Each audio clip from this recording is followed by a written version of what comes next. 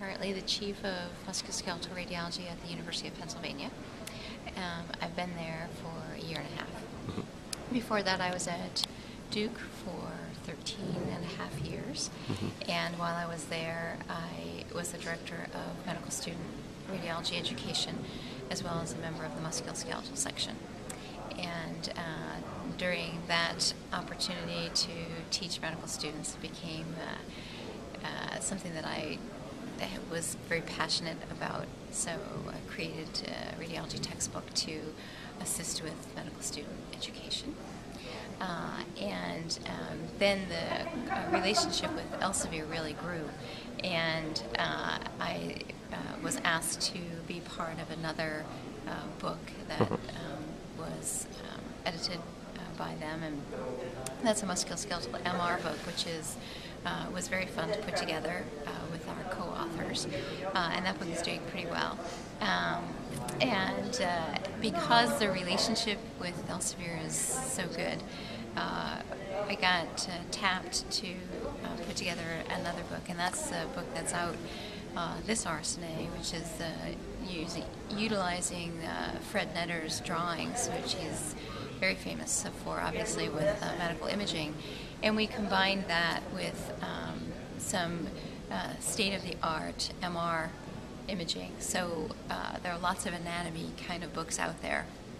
But what makes this one a little bit more unique is the Netter-like quality to the images. And then we have the MRI slices in all three planes: axial, coronal, sagittal.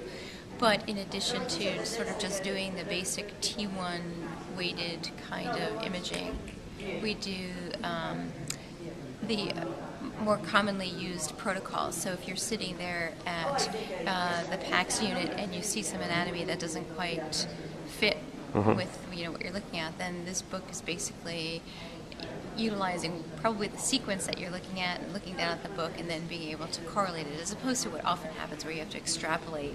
Well, let's see what this would look like if I were just looking at a cadaveric section or your basic T1 weighted image. Fantastic.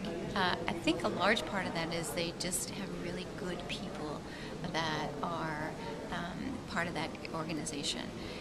The first person that I started with is not there now, but the handoffs have been seamless, and everybody is really, like, they take great pride in that product, so they do follow it from the beginning to the end, and you never feel like you're left alone. There's always somebody reminding you about, in a pleasant way, a deadline that needs to be met and so on. And but all along, they're very, very helpful. It's a great company to work with.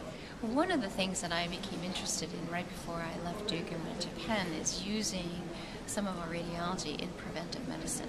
So, I was working fairly closely with the basketball team at the time, and we were able to utilize MR as kind of a screening tool, and I think that there is really some utility for that.